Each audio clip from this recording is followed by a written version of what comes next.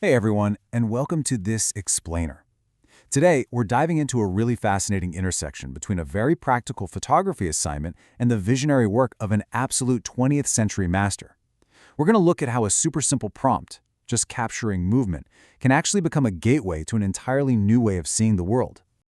We are taking a masterclass approach today. Here is our agenda.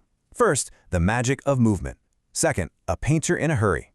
Third, the color revolution. Fourth, escaping the subject. And finally, developing your vision. Let's get right into it. Section 1. The magic of movement. Okay, let's kick things off with a totally relatable practical challenge for any visual artist. Picture this. You're enrolled in a studio class, and your weekly assignment is to just go out and capture movement. You can use literally any device you have on hand. Even a school iPad is fine. You just have to submit a blog post with a date, a title, and a photo that fits the theme. Sounds incredibly basic, right? But the true test here, the thing that's really going to make or break your grade, is proving that you put effort into finding distinctive subjects. I mean, anybody can take a blurry picture of a passing car, but how do you actually make it meaningful? Well, to do that, we first need to figure out what we're actually looking for. How do we define movement in a single still frame? Basically, it's the path the viewer's eye naturally takes through the photograph. It can be super literal, like motion blur, or it can be purely visual, created by leading lines or repeating shapes that imply kinetic energy. But the ultimate challenge is still there. How on earth do you freeze time while making the viewer feel the absolute rush of the moment? Just look at this incredible photograph of a bullfight in Pamplona, Spain from 1956. It brilliantly answers that question. Instead of cranking up the shutter speed to freeze the bull and the matador in crystal clear focus, Ernst Haas completely embraced chaotic motion blur. He just let the swirling cape, the rush of the bull, and the matador smear right across the film. He took literal movement and translated it into visceral, emotional art. You don't just see the action here, you literally feel the sweeping momentum. Moving on to Section 2, a painter in a hurry. To really wrap our heads around how to achieve this level of visual poetry, we need to look at the life of the man behind the lens. Ernst Haas had an absolutely fascinating life trajectory. Born in Vienna in 1921, he actually survived the bitter post-war years of Europe and turned to photography to capture the realities of his homeland. His immense talent got him noticed fast, and by 1949 he joined the highly prestigious Magnum Photos agency. By 1951, he had relocated to New York City, and just a decade after that, he hit a massive milestone, the first solo color photography exhibition ever held at the Museum of Modern Art.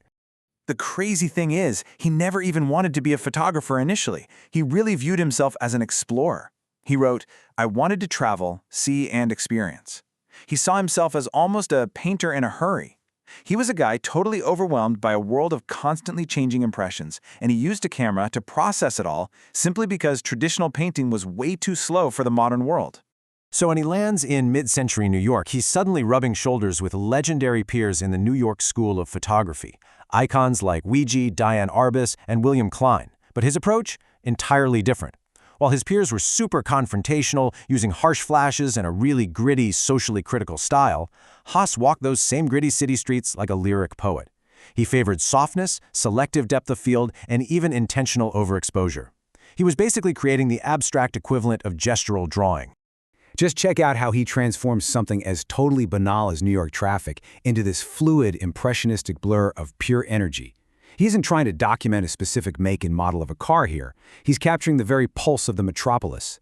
Those streaks of color and the blurred lines pulled over the sharp street arrows create this amazing tension. It perfectly captures what it actually feels like to be a walker in the city. All right, Section 3, the color revolution. Let's look at how his unique style led to a massive turning point in modern photography.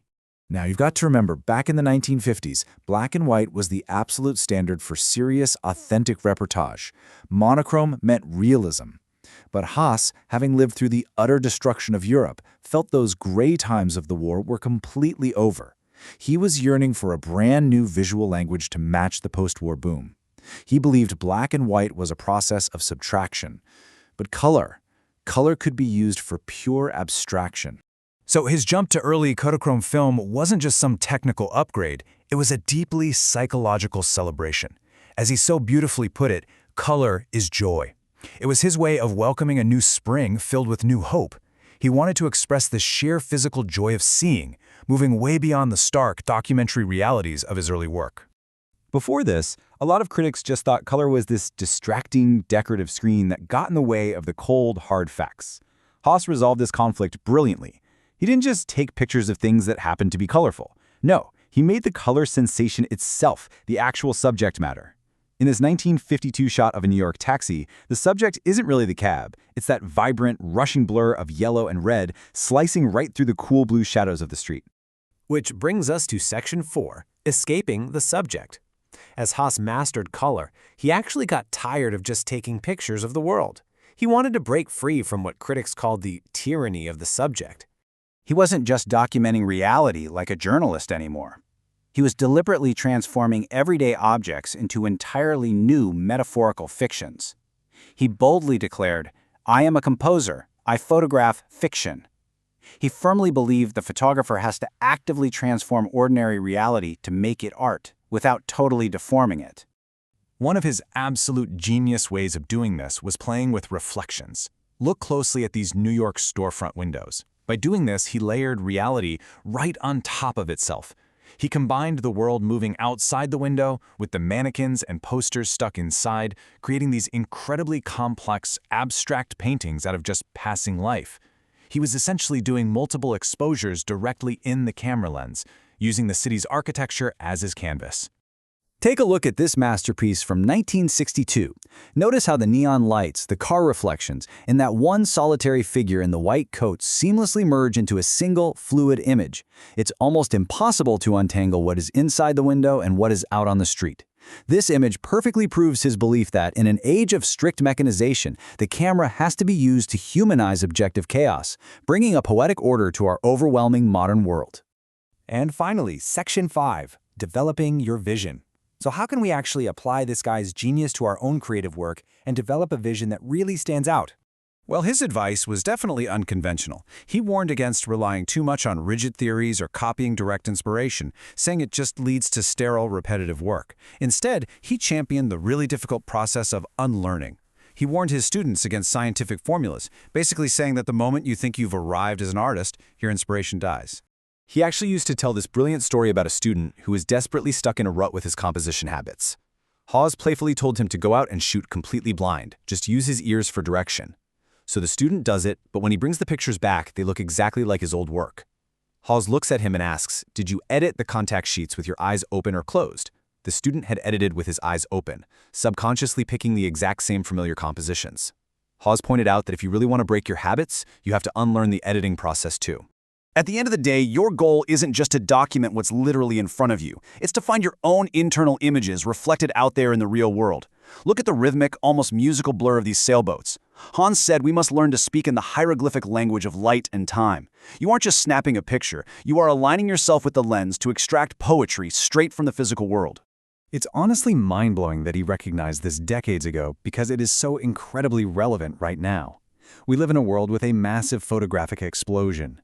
Where taking a crisp, perfectly lit picture takes zero effort. Literally anybody can copy a trend, slap on a filter, or mimic a style. It makes you realize that an authentic, deeply felt personal vision is really the only true differentiator we have left. So as you head out to complete your own assignments, as you walk out your front door to capture the movement of your own world, keep this one profound question from Ernst Haas bouncing around in your head. Do you want to create reports of facts, essays, or poems? In other words, do you want your images to merely speak, or do you want them to sing? Let that question shape every single frame you create.